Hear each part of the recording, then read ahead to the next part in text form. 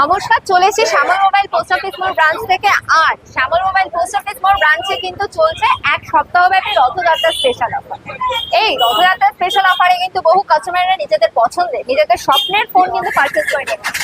এর পাশাপাশি আজও আপনারা দেখতে পাচ্ছেন বহু কাস্টমার কিন্তু নিজেদের পছন্দের ফোন পারচেজ করার জন্য অপেক্ষায় আছে।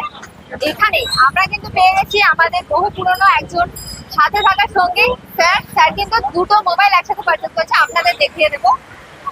স্যার কিন্তু বহু বছর ধরে শ্যামল মোবাইলের সাথে জুড়ে আছে এবং আজ রথযাত্রা স্পেশাল অফারে স্যার কিন্তু একটি না একসাথে পারচেজ করে নিয়েছেন দুটি ফোন। দেখিয়ে দিই আপনাদের।